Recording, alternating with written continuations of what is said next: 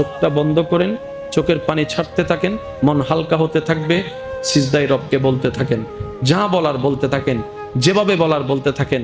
মনে রাখবেন আপনার সেই মনের বেতার ভাষা হতে পারে আপনার রক্ত বুঝবে না, আপনার ভালোবাসার মানুষ বুঝবে না, আপনার প্রিয় মানুষ বুঝবে না, কিন্তু আপনি যেভাবেই বলেন না কেন আপনার প্রত্যেকটা শব্দ আপনার রব্বুল আলামিন বুঝবেই বুঝবে। সুবহানাল্লাহ। আপনি যখন ওনাকে দুঃখের কথা বলবেন, উনি আপনার দুঃখটাকে হালকা করে দিবে, সেই দুঃখের খবর প্রকাশ করে আপনাকে কখনো বেইজ্জত করবে না। আর আপনি যখন সুখের খবর পেয়ে রবের দরবারে সিজদায় চলে যাবেন, তখন আল্লাহ তাআলা খুশি হয়ে আপনার সুখটাকে আরো বাড়ায় দিবে। লা ইন শাকারতুম লা আযীদান্নাকুম আয়াতের উপর আমল হয়ে যাবে।